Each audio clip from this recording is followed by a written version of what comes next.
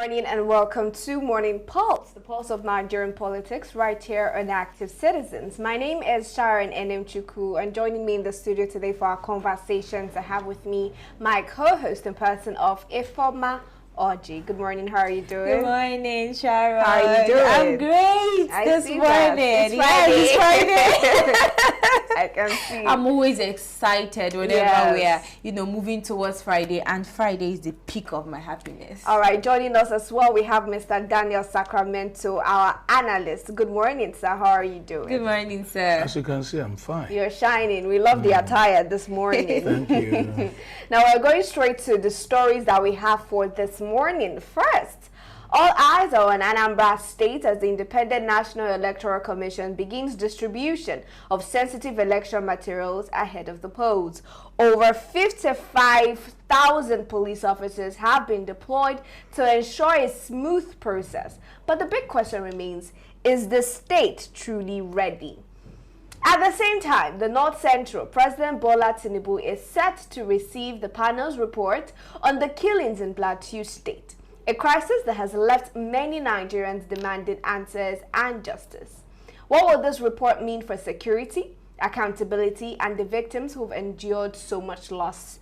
Wow. Now we're starting first with Anambra State elections, but before we start, there's a video I want us to take a look at, the video where we saw Prince Nicholas Ukachukwu addressing the INEC chairman and talking about vote buying and pointing fingers, saying he knows numbers of politicians that are prepared to vote buy during this Anambra gubernatorial elections. Let's have a look. You can't wait until this problem you try to contend with it. I know the people that share money for Africa or any other parts. So it's not something that anyone will be robbing Tinubu's story and speaking English like a prof, and I don't say it. It's something we must start from the way it has not grown to a tree. And Mr. Chairman, the best way to start is security agencies. We'll give you names of those that will share money for them. Go and manage and try to work. Don't wait until they carry the money and give one innocent person 500,000 share people they are pursuing him. The major money will be shared. We'll know who will share it. We'll know where it will be shared. We'll know the time and location. We'll tell you how. You go and arrange and collect money. Electoral malpractice or rigging of election is not only when somebody carries ballot box or somebody stop ballot paper. If you buy food too, you are leaking. In fact, some who sit down with me are part of food that share the money.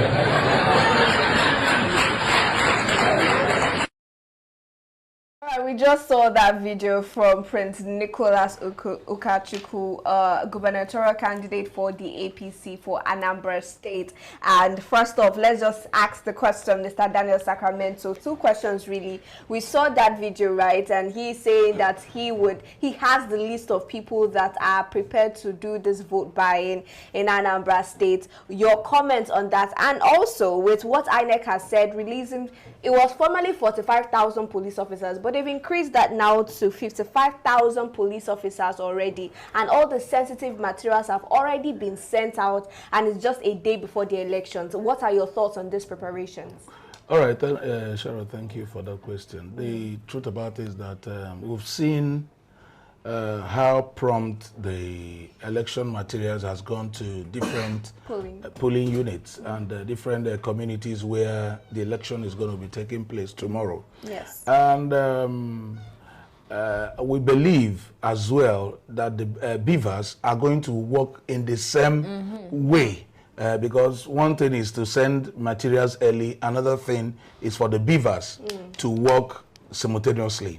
Another thing is for the INEC officials to arrive early enough so that the registration and the voting could start as early as the time they set. 8:30. Yeah. So we believe all these things, because a lot of things has been said that was not kept. So, but let's see if this is going to be a new era for Amupoto, who is a new INEC chairman. Let's see if he's going to do something different. And this is a test run for his administration, because with this ANAMBRA gubernatorial election, that is it. Yes, since 2 days, the election materials has been moving. You know, they took it from CBN and they have been going around. And we've seen the high level of security everywhere that was everywhere in Anambra State. Well, because of the, you know, initially it was 45,000 policemen. That's a joint task force, not just policemen. Yes, not just policemen. But now it has been increased, because, you know, that we have some areas where election has not been going on there. Places like Osumo, Lilu, Amoka, all those areas, those insecurity and insurgency that was there before. So they need to increase the level of security and that axis, so that people could come out, have the trust to come out and you know, do the needful by voting the candidate of their choice. And that is one. Then the second question. Yes, I was asking about your comments. You've already done that, actually. Your comments on the police officers that have already been deployed. Okay, then I have to react a little bit based on what Nicholas Ukachukwu is saying concerning vote buying. You know, the best form of defense is attack. And that's what he has just done. Nicholas Ukachukwu, everybody knows his antecedent when it comes to election. When it comes to even common primaries, we know how he clinched the ticket, which is still in court. Okay. People are saying yes, this the former Labour Party gubernatorial aspirant has taken him to court. They has gone to not Valentine's, but the case has died. Nicholas won the case, but we all know how it all happened. He just entered. He started up to 6 months in APC. And he got the ticket, which is wrong. Normally, it's absolutely wrong. So, but because Nigeria is anything goes, normally the APC were not meant to do that. Okay. It's wrong. You have to be a full-fledged member at least 6 months, 1 year. 1 year, he's not even up to 6 months. Valentine was 6 months. He was 5 months. So these are the discrepancies there. So surrounding he shouldn't be crying wolf when he knows is the master in this matter. All right, let's see how he would work hand in hand with INEC to uncover vote buyers for the Anambra gubernatorial. If he works hand in hand with INEC will be indicted. So he can't work and he just. No, he said that he has the names. He has. Let him put. Let's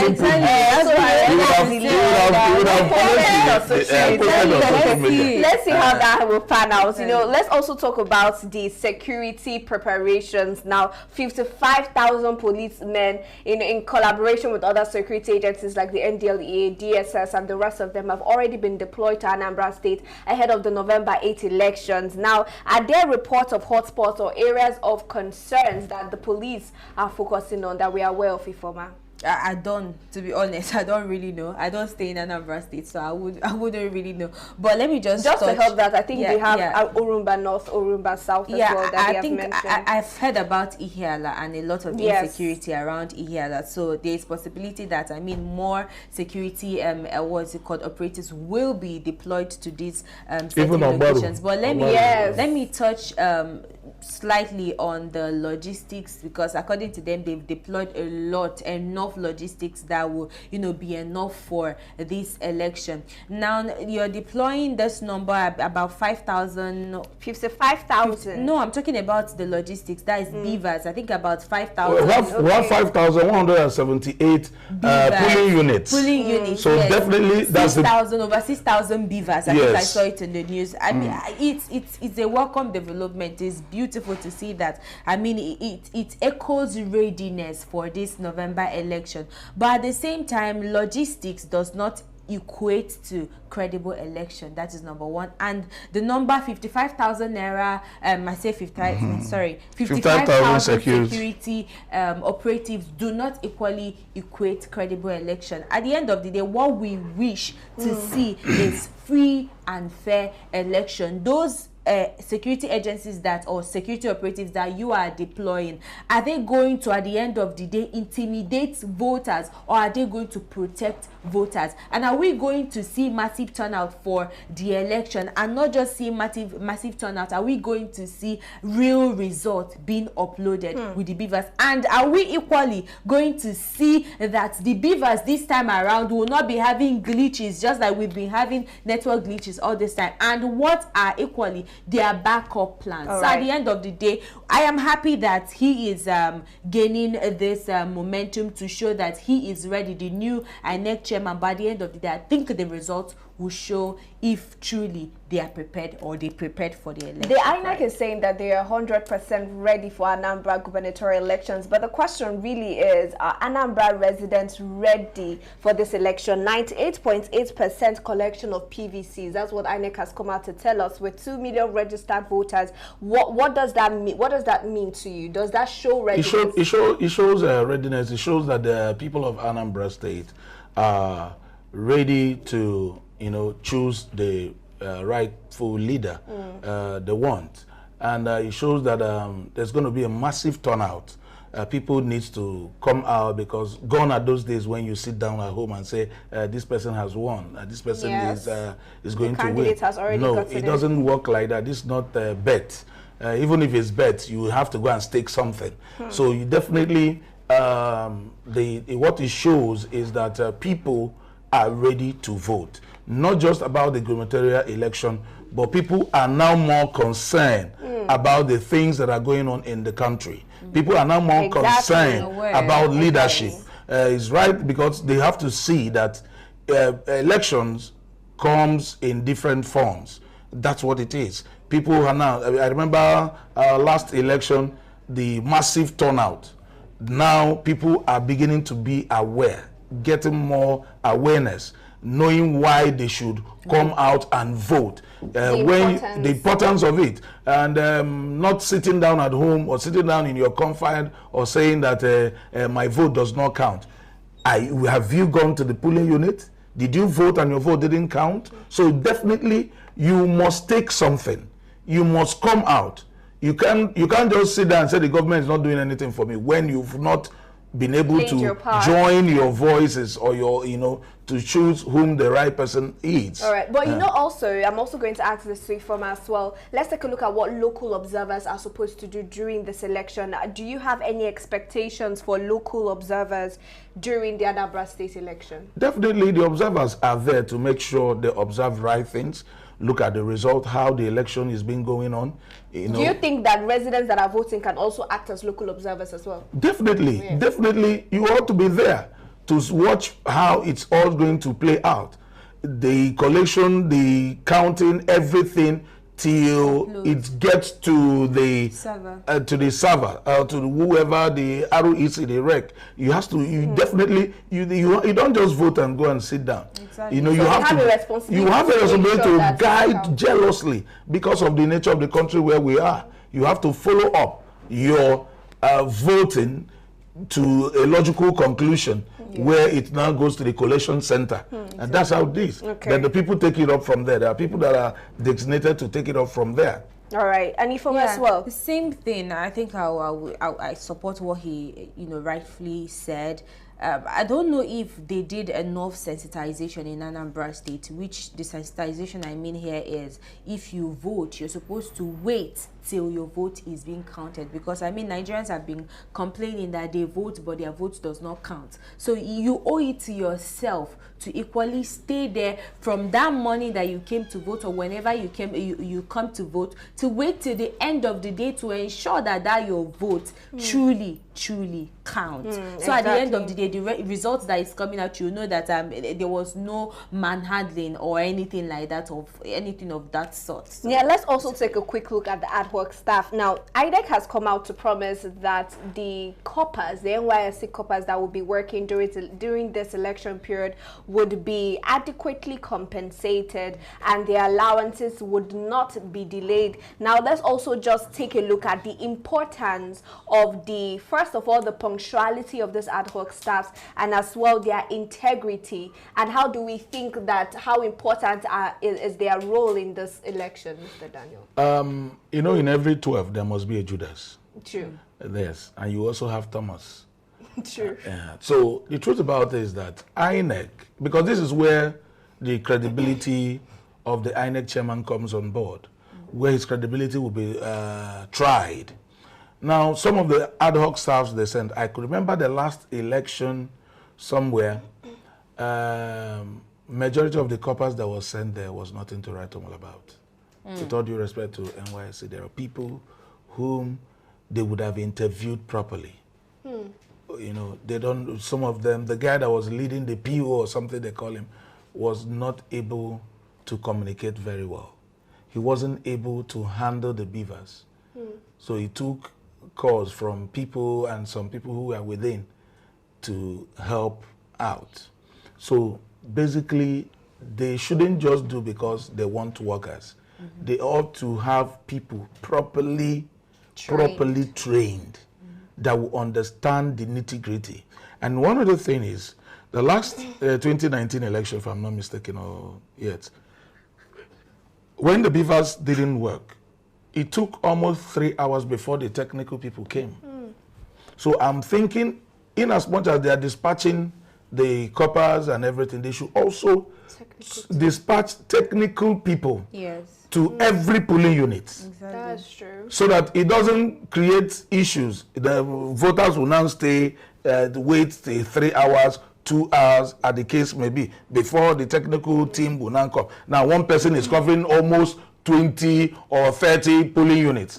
So when would he now come? So these are things INEC should also look into. Yes. By tomorrow, we want to see, in as well, the NYSC that are coming, the security, and the technical people as well. As well. So that it will help, you know, make the election very smooth. And you know, Mr. Daniel, we've always had an issue generally in Nigeria with technicalities. Whenever it enters digital or technical, we'll always have that issue. That is why most times when we are doing things, it's still in analog. When you want to go get things done, you could easily get it through digital means, you still have to do it the analog way. So I'm just asking, you know, on this same thing, Ifoma, is it that we have not as a nation transitioned into the digital phase completely, that we still have issues like this? Yeah, definitely. We are yet to transition, and it's as if we're equally claiming that we have transitioned when we can just tell each other the truth that we have not transitioned.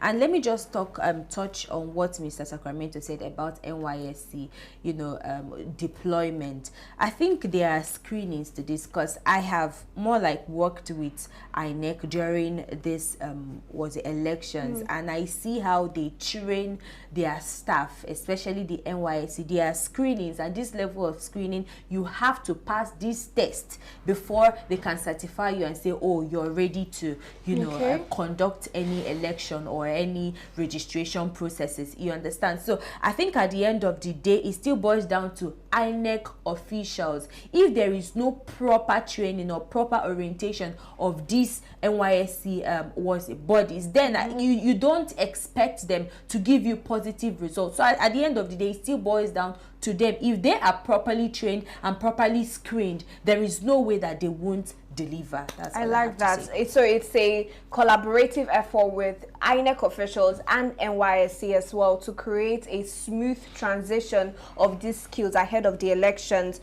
All right, even as we sit back and we watch how the Anambra State election unfolds, there is also a big issue going on in Plateau State, where the presidency has come out to demand a report on the Plateau State killings. Now, even the Senate is approving of this. He has demanded of the Senate to provide this particular report, and we all know what has been going on in Nigeria since Donald Trump's threat to invade Nigeria and save Christians from genocide attacks. And I'm asking Mr. Daniel Sacramento, what do you make of this idea to have a panel that will bring out a report to the presidency on the killings in Plateau?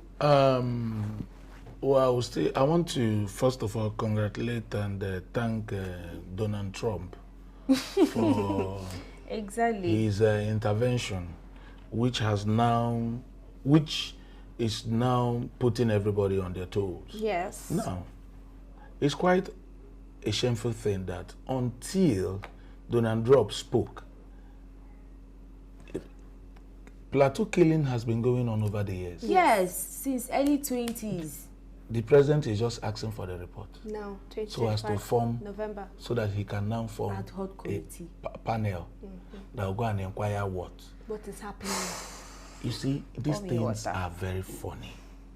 Most of the times, it's I don't know how to put it. It's so shameful. It is. Now, it means that there is a disconnect between the executive and the people. There is. That's what it means, and that's what they have shown.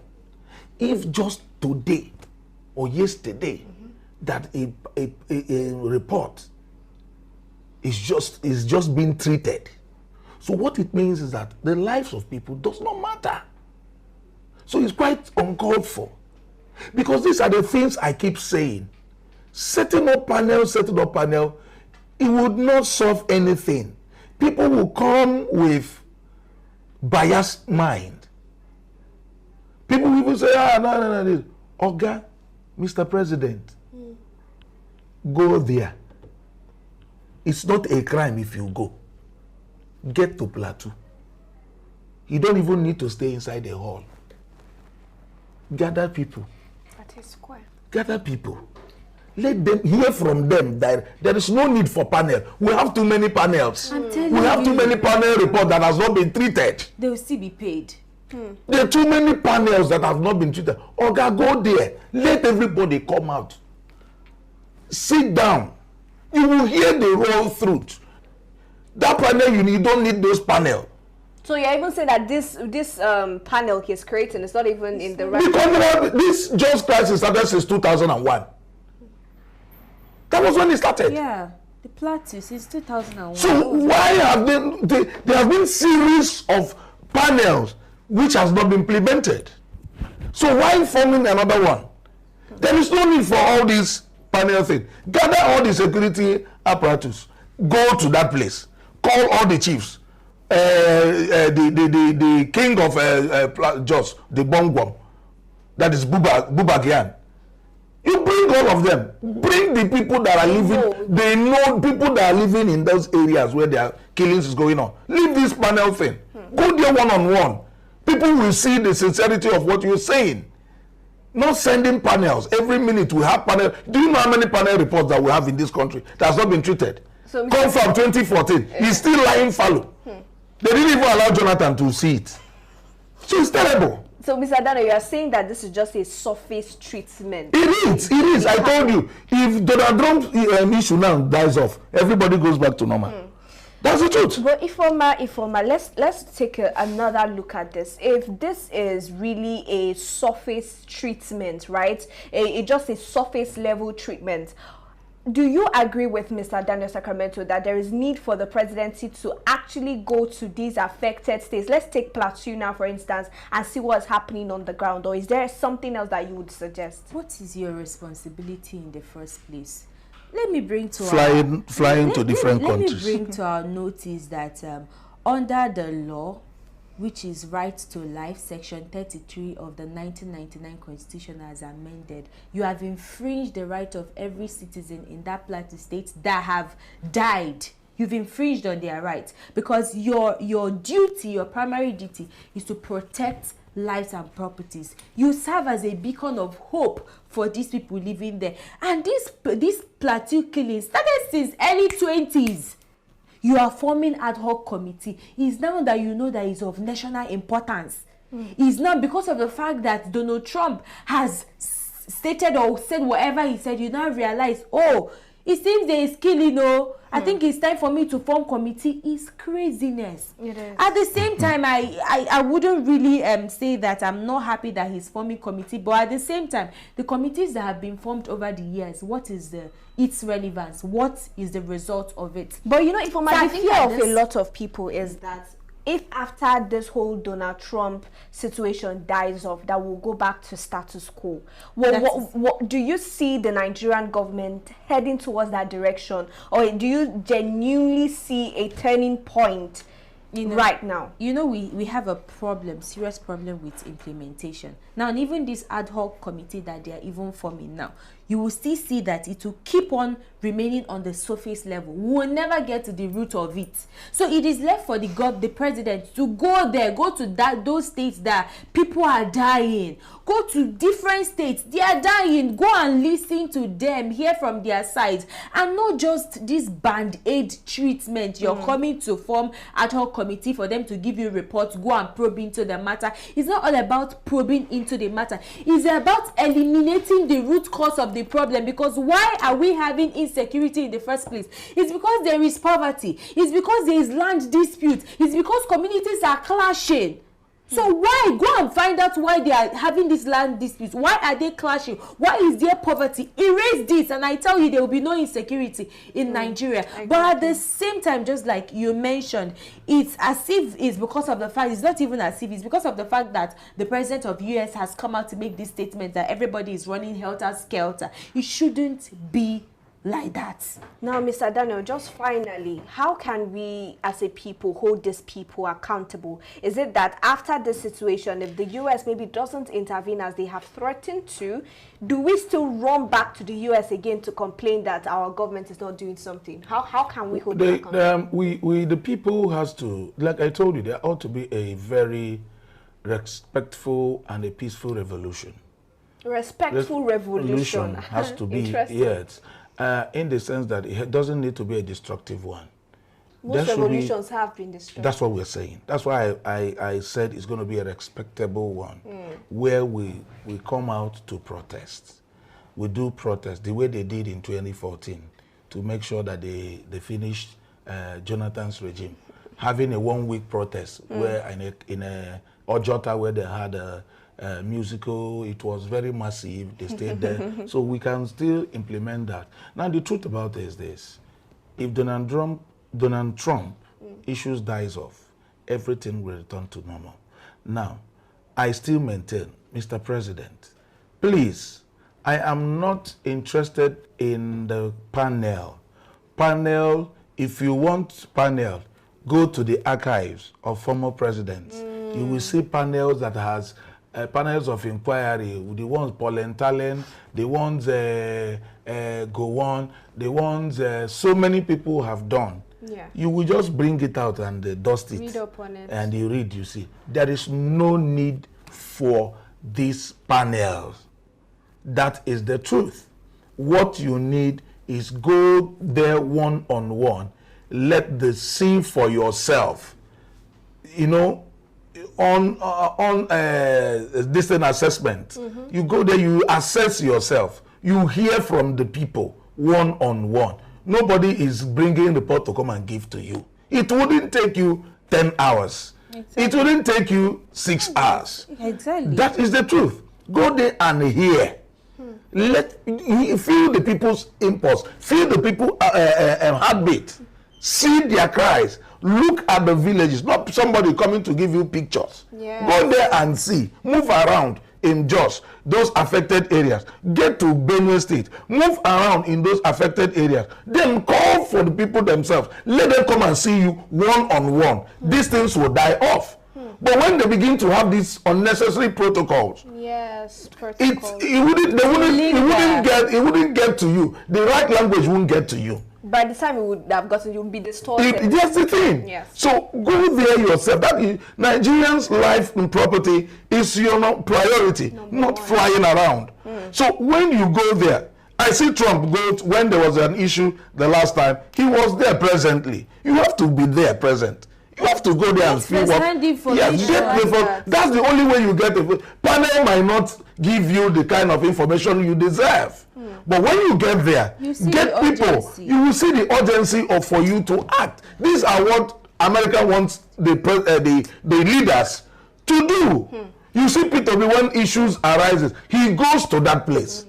When he was a governor in Anambra State, there will be fraud. He will get there. He will join them. So people will understand. Now, not just a leader in a particular place, but a leader everywhere. And that's how it works. So please, we are not in support of this panel of a thing. Mr. President, gather your security chiefs. Gather everybody that are involved. get to that place, call the people that are still alive there. Let them tell you what is actually happening, what the problem is. Yes. You hear from the other side of people. Who are the people that are coming to perpetrate this act? Get to the church, Equa Church, go to the other churches there where there have been killings. Go in there, sit down with them, hear from them. Go to the Muslim aspect where these things are, this insurgency has been. Go there yourself. Get first-hand information. That is what makes you the president of Nigeria. Then when you come back, you take your decision. That's how it works. Thank you very much, Mr. Daniel Sacramento. We are hoping that they are paying attention, especially when you make recommendations like this, Ifeoma as well, where we make heartfelt recommendations. It is because we are talking about Nigerians. We are talking about human lives at the end of the day. This is still what we're, tied to the first story where we're talking about Anambra State gubernatorial elections slated for November 8th, where people get to decide who would lead them. Now, also, if Nigerians have chosen a particular leader, you should understand that it is to serve them and not for them to serve you. Anyways, thank you once again, Mr. Daniel Sacramento, for joining us on the conversation this morning. And Ifeoma Oji, as always, for joining me every single time. For our viewers, if you're joining for the first time, this is Morning Pulse and Active Citizens, where we discuss Nigerian politics. And if you're yet to subscribe as well, please make sure to do so. Follow us across all social media platforms at Active Citizens. You can find me on my personal page at Sharon Enemchuku. And you can find me on Facebook at Oji Sophia and on Instagram at Misolex. For Mr. Daniel Sacramento, he'll always be in the studio. Till I come your way again later today, do have a good morning.